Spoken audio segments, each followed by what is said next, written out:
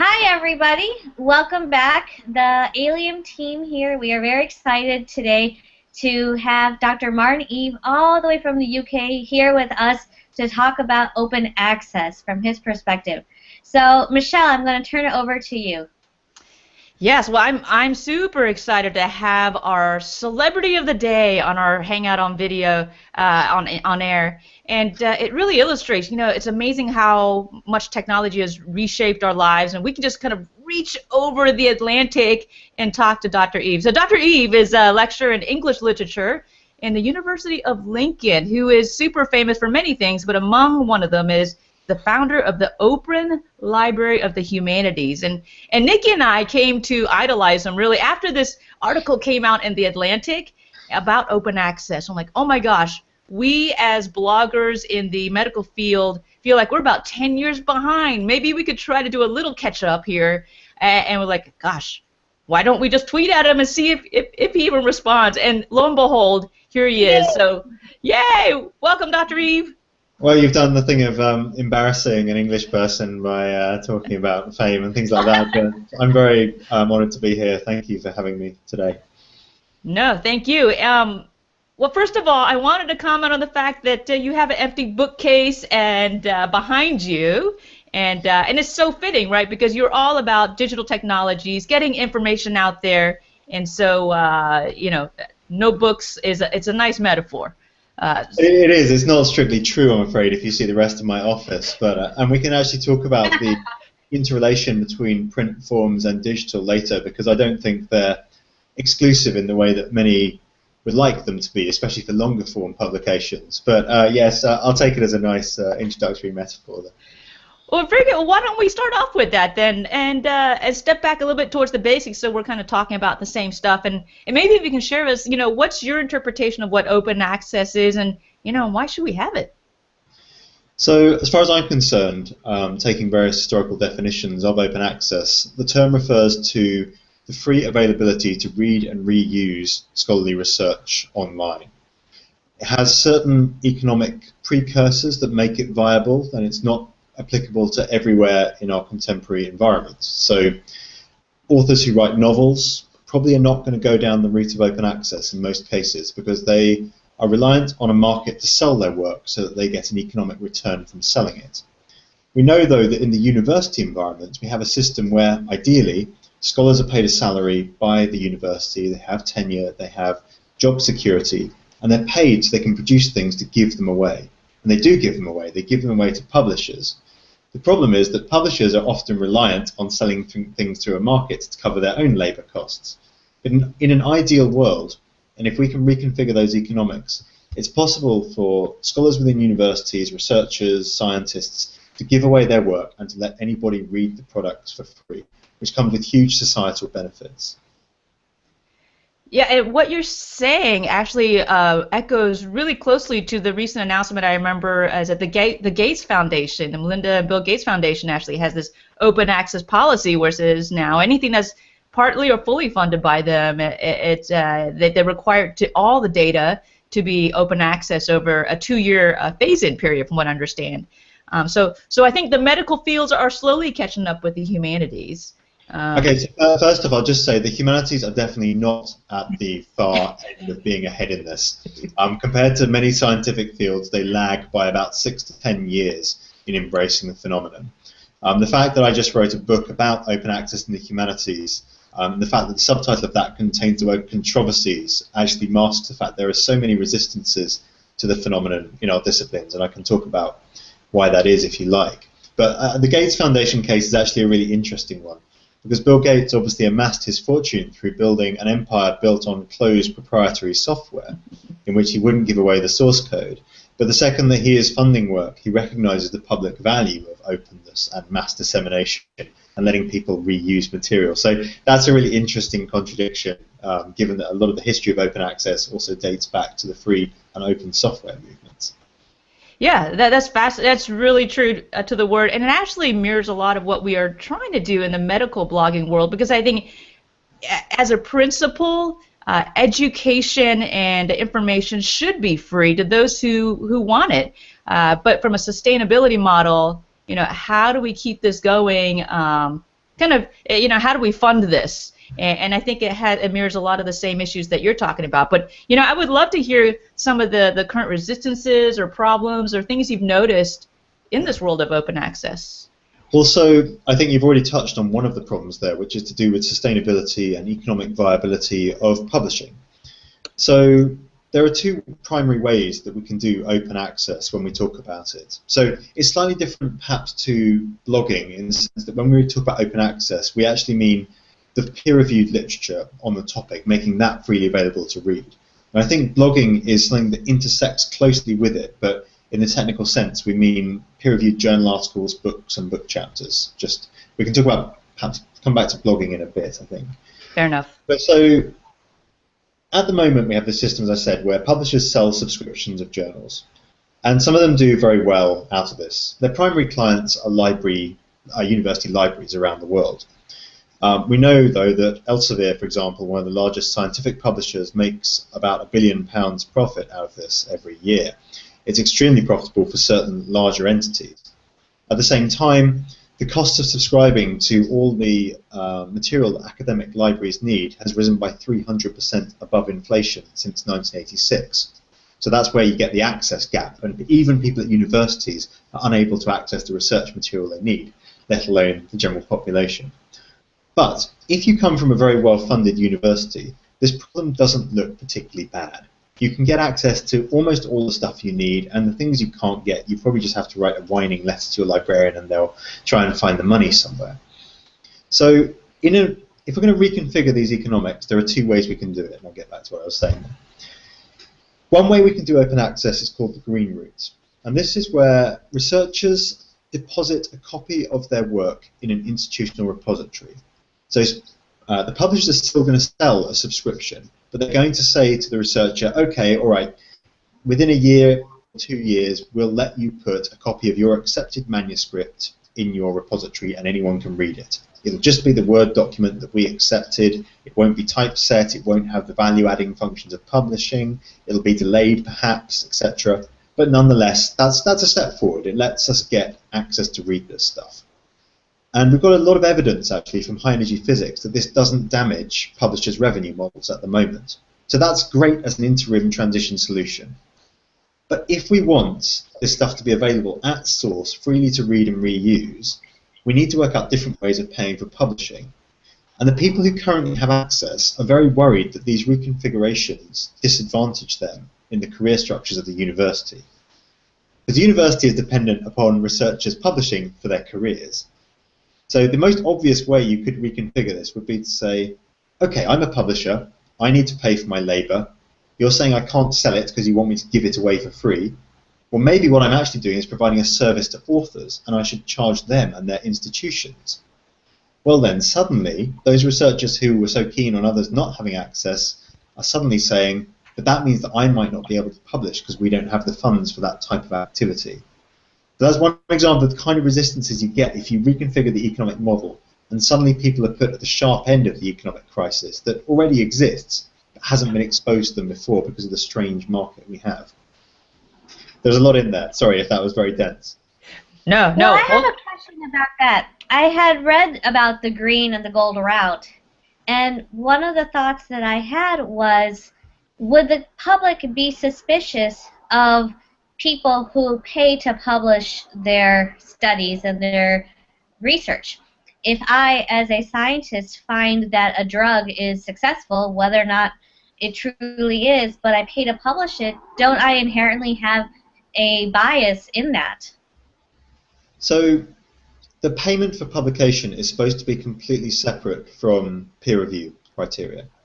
So reputable journals that have existed for a long time now have open access options where the idea is it goes through peer review, no discussion of payment is made until something has passed quality control, it's still going through double blind if that's the system that's used, and at the point where it's going to be made open access, that's when payment is discussed. Reputable journals often have waiver policies as well, so that researchers who truly can't afford this should be able to apply for a waiver. But yes, that concern has come up multiple times, that pay to say seems to have this corrupting influence on what's published. And there have been a rise of so-called predatory journals who will have lapse poor quality controls, but are letting things through just to collect the money for payment. It strikes me, though, that actually I see that in the subscription sphere as well. After any conference I give, I get spam emails of people saying, we'd like to put together a book collection from all the material that was there. I know they're going to do no work whatsoever on the paper from an editorial perspective. All they're going to do is whack it into a PDF, put it into a book form, print on demand, try and sell copies to libraries for a quick buck. So it's not necessarily a new phenomenon, and there are predators out there in all spheres, but you're right, it is more obvious when we come to that mode of authors paying. And we need to be very careful about separating quality control and having rigorous mechanisms to select material and ensure it's validated from the fact that we need to also pay fairly for the labor that is inherent in publishing. Yeah, well said, well said. I think, at least in medicine, the idea of reputable open access journals is fairly still a new thing that people are exploring, and I think there's a wide spectrum, as I'm sure in the humanities, about the quality of these journals.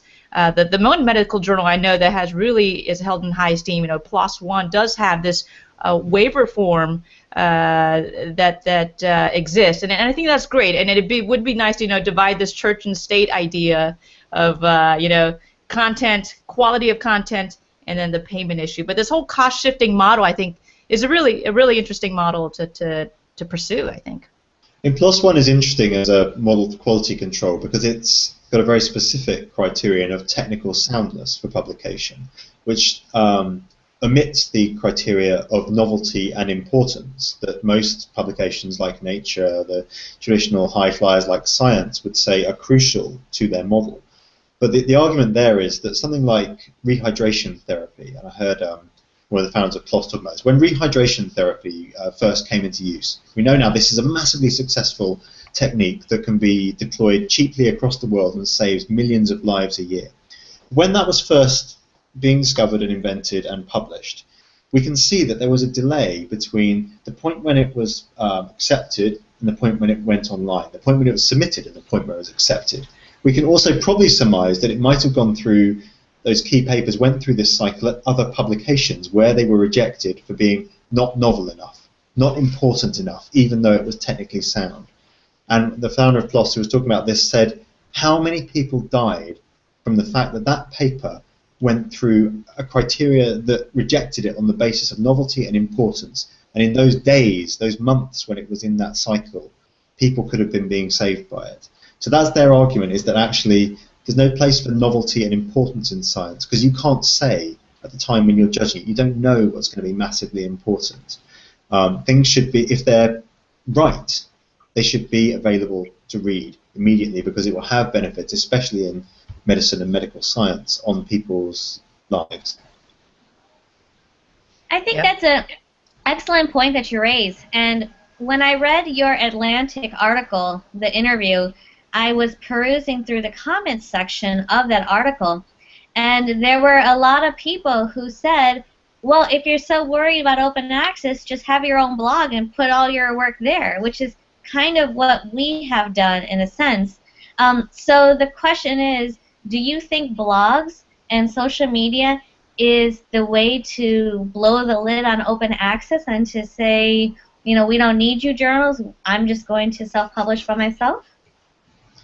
Okay, so there's two sort of factors at work here. Theoretically, yes. I like blogging a great deal. It's a great space for me to put ideas out quickly without being reliant on what other people think of them in advance, and people will discuss it with me after the fact, and I'll often go back and edit a piece and change it if someone tells me something that altered my view on it, etc. And that's a great way of doing things. The problem is that research, scholarly communications, in the academy at least, is not just about communication. It's also about assessment. And the role of publishing in the university is not just so you can tell people about your ideas, it's so you can get a job as well, and so you can be promoted. And so I'm afraid that aspects of self-interest come into conflict with perhaps the ideal forms here. And blogging is not yet a practice that is greatly valued by the people at the top of the food chain who do the hiring. Yes, that might change over time if people begin to submit tenure portfolios that include blogging as something they want to be assessed. But at present, you'd be foolhardy to neglect those channels if you want to have the security that will then allow you to pursue research and so forth. So I think it's very difficult as well, because in the process, especially in the American system, between where you apply for a job and then get tenure, you've got 8 years where the academy is constantly telling you to internalize its values of what is good, what is right. And blogging is not currently one that takes a major dominant stream in that environment. So by the time you get to the point where you've done your tenure portfolio, you're probably quite close to believing in many cases that, well, I'm glad I didn't do blogging because I did this instead and it got me tenure. So that's the kind of one of the challenges. I guess the other side of it is saying, are there aspects of publication practice that we value, like digital preservation, unique identifiers? I think if we could come up with ways of addressing that in the blogosphere, so that we deploy things like the Clocks archive behind blogs, that would be great, because it would mean that even if I got run over by a bus tomorrow and didn't pay my hosting bill, you'd still be able to read the work that was on my blogs. I don't really want to get run over by a bus. It's very wise to plan for any eventuality. At the moment, that's what publishers do very well, is ensuring that even work in the digital realm will still be available to read hundreds of years from now. We don't do that very well on blogs, and the number of dead links that we see attest to that. So that's kind of one of the technological challenges. There's some social challenges and some technological challenges. I think most of them, the social ones, are to do with the fact there's accreditation built into it in the academy. I actually think there's still a role for both journals, open access or not, as well as blogs. I think, the more I kind of pursue this, I'd hate to lump them all into one big bin. Yes, they're both open accessible, but for me, I think blogs and podcasts and such, they're more of the dissemination. They're like the text 2.0 and how we translate all the stuff in peer-reviewed journals out quickly to providers, so that people aren't dying of, for instance, dehydration. This could be the voice piece. So I think they're kind of two separate but related entities, and I'm hoping, at least from the blogging world, we can learn from the journal open access world. So yeah, a lot of thought-provoking comments. I mean, I was just going to say on that, I think you're right, and a lot of people use it in that way. I think, though, if the form is valued more, the rationale for both would perhaps be less.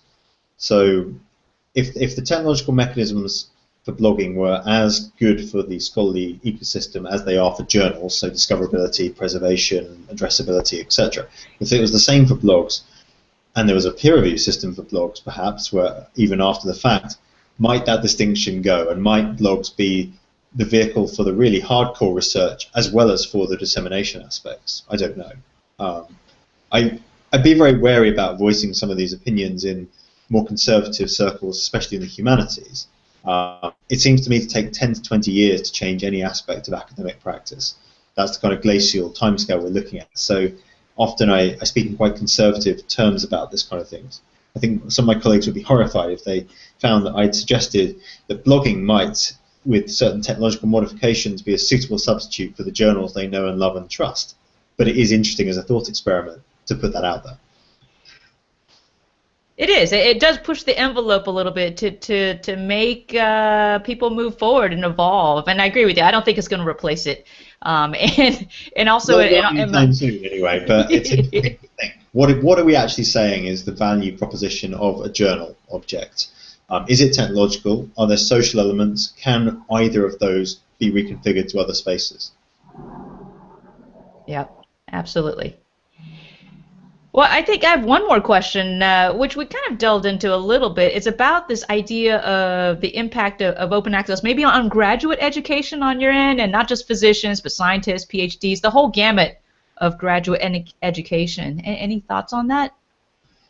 Yeah, so I guess there are two things that strike me there. I'll probably have forgotten the second one by the time I get to it. The first is we could look at the structural inequalities that stop certain groups from reaching graduate education, or even undergraduate education, actually. And one of those is access to resources. Sure, structural phenomenon of where you can get good teaching and so forth is part of it. But actually, I think we probably exclude from the academy a number of individuals who never could get access to the material that would allow them to empower themselves to do well in an interview, to come across well, to advance their own education. So it strikes me that open access could actually broaden the field from which we're drawing researchers into higher education, especially through outreach programs to schools.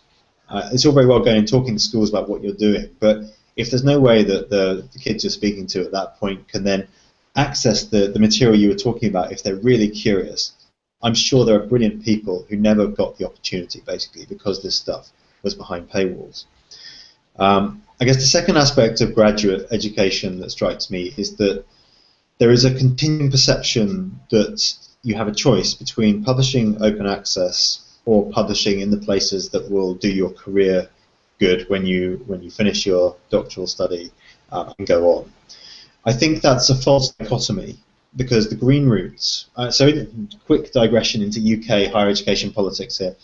We have a very centralised system of funding for higher education here, where our government gives grants to higher education institutes for research. And every 5 years, this entails a national level assessment where every researcher has to submit 4 pieces of research that are then evaluated, and that forms the basis of that institution's ongoing funding for the next 5-year cycle. It's great to have a centralised system of state funding for higher education research. It's a horrible bureaucratic exercise that most people hate. However, we found that in the last exercise in 2014, 97% of journal articles that were submitted could have been made open access through the green route. So, for the next round, we've mandated it. Every journal article that is submitted for the 2020 exercise, if that's when it takes place, will have to have been made open access simultaneously through the green route by the 1st of April 2016. So we anticipate almost 97% of journal articles from our country, which is 6% of the world's the world's research output, will be open access by that point. In countries where you have a more devolved system, of course, you can't have that centralised pressure, but it does strike me that we need to educate researchers that it's not a choice of I can publish in these places that will do my career good, or I can make open access. The green route is available today, and we should be doing it from this instant, everyone who's in research, because there's too much good stuff being published for us not to let the maximum number of people read it, and publishers will already let you.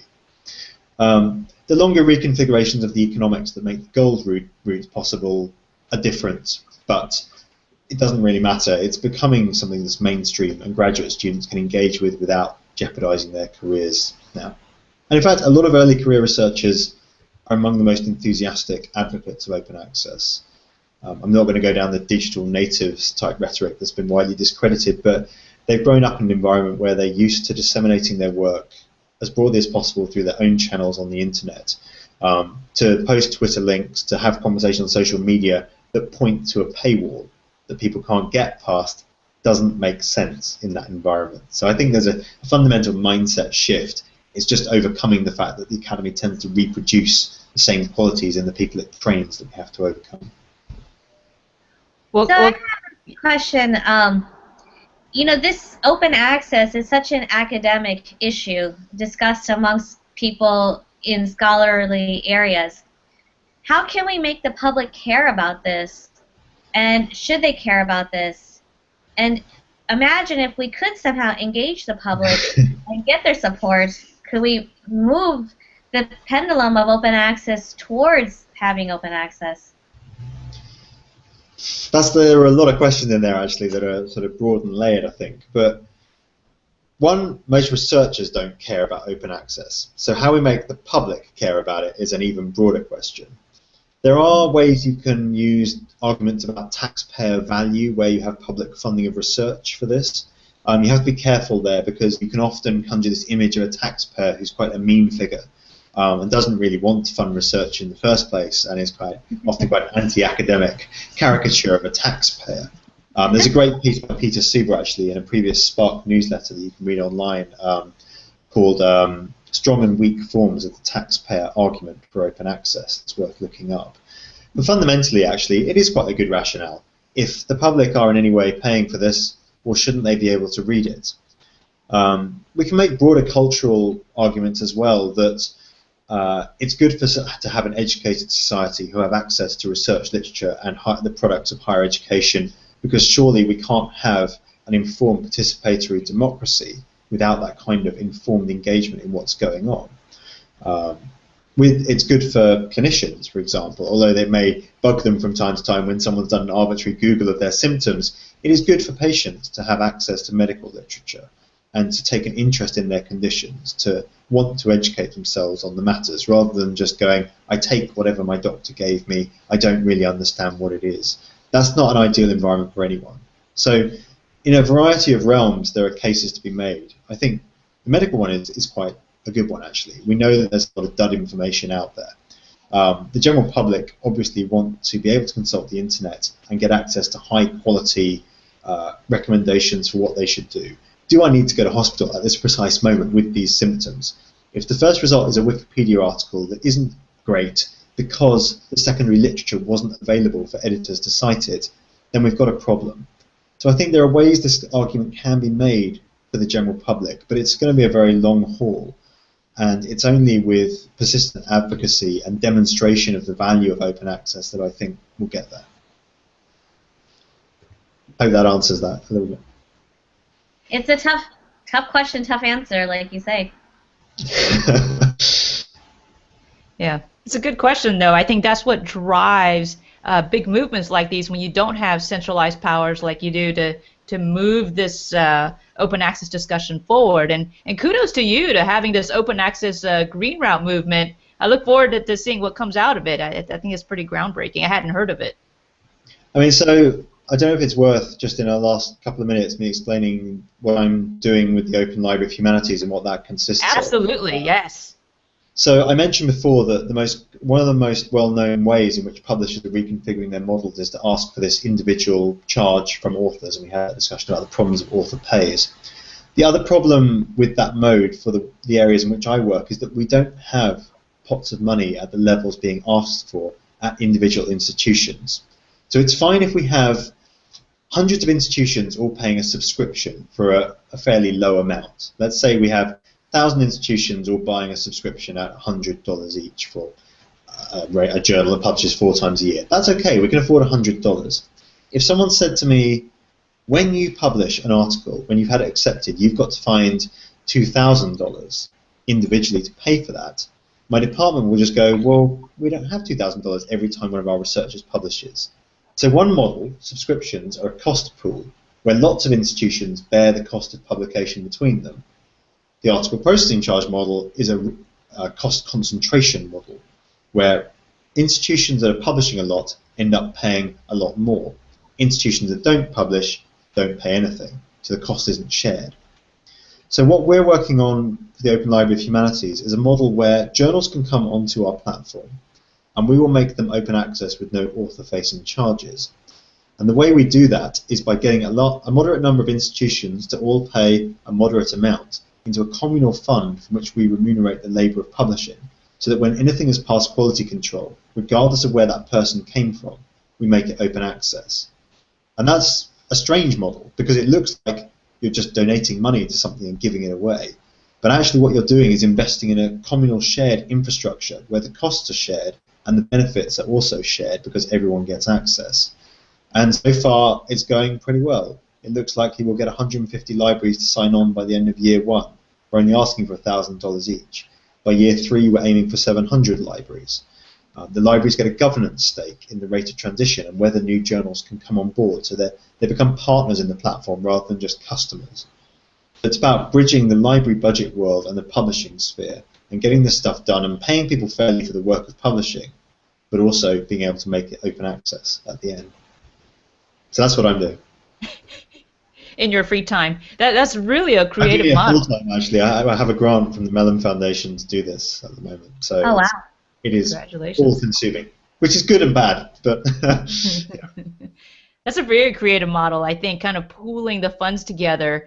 And you said you're in your first year now, second year now? How far along are you? So we first pitched the project at the beginning of 2013. We got the grant in May 2014. We're hoping to launch between May and autumn this year. You know, so I always love to hear kind of behind the scenes stories of like, how the heck did you try, how did you figure out to build something like this? There are a variety of conversations between people on Twitter to do with building a PLOS type model for the humanities. And then we had So at that point, we put out a call, and I had hundreds of emails within a few hours of people expressing an interest. We put together some committees of librarians, technologists, high-profile academics, basically steering groups, and pitched them a set of questions about what we should build. We then had an idea of what would work and what wouldn't, how we had to play the conservative social elements of the academy against the radical potential of the technology. And we then need to work out, well, how do we fund this? No funder is just going to say, have a pot of cash to do this unless you've got a model of how it works. We looked, and there are two existing projects, Archive, which is a high-energy physics preprint archive, and Knowledge Unlatched had previously tried this consortial funding model where you spread the costs, and they'd had success in their various realms. We thought, well, maybe that's going to work here, and it's met with universal enthusiasm, so I'm pleased that's taking off. But yeah, it's been a long period of consultation, discussions, and now we're finally at the stage where it looks like it'll start rolling on its own 2 feet with any luck. So. I love how you describe you came together. Such a great example of crowdsourcing for ideas, enthusiasm, and coming up with an innovative solution that's so big and grand, bigger than any individual. I mean, it didn't just appear, it wasn't, I don't know, it never struck me at the time when we first started talking about this that it was big. If I realized it was big, I wouldn't have done it because it would have been too scarily huge. It was just, what if this existed? And at first we were talking about an article processing charge model. It was only much later that this idea that we could fund it consortially came to mind.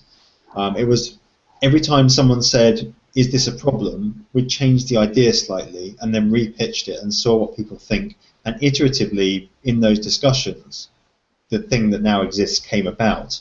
It's also worth saying that when you've got an idea for something, people can have unbridled enthusiasm for it, because as long as it's abstract, they'll project onto it whatever they're hoping for. The second you come up with a concrete idea, it has to be right, and you have to try out to work out whether it's right, because when it's a real thing, that's when people will choose whether or not to commit to it. So my experience was, if you have these conversations more openly and to broader communities, they'll shape it in the ways that will work for them, and you'll come up with something that will actually fly. You can't just say, this is what we're going to do, I'm going to force it on you, because nobody will buy it. Yeah, I think that's the whole idea of like design thinking and prototyping, and iteratively come up with what the crowd and the group essentially, like you said, put their hopes on and wants to see. And this could be the biggest project I've ever heard of that was where Twitter was involved to evolve it into what it is. Yeah, maybe. It's maybe. I guess, I don't know. There's probably PayPal or something went through Twitter at one point. I don't know. All these behind. I'm sure there's loads of murky Silicon Valley behind the scenes type narratives going on that we'd love to hear about one day. But we had 150 academics pledge us articles for launch. So we've now got a submission platform up and have called those in. We've got 4 journals hopefully coming on board for the launch. 2 of them actually come with their own funding to cover their own costs potentially. So it's going to give a huge kick in value to libraries in that respect. But yeah, no, it's these things are exciting, really exciting, but they're also terrifying. And they're terrifying when you talk about them, and then they're really terrifying when they start working. That's my experience. Yes, be careful what you wish for. Exactly, right. Yeah. Well, thank you so much for joining us. I know you're super busy. I think it's the end of the workday for you today. But I do encourage everyone to please take a look at that Open Library of the Humanities. It's www.openlibhums.org, for which Dr. Eve is the founder of. So congratulations, and thank you on behalf of our readership. We look forward to following all the great things that are about to come. No, thank you very much for having me here. That's great. Yes. Thank you. Thank you. Bye-bye.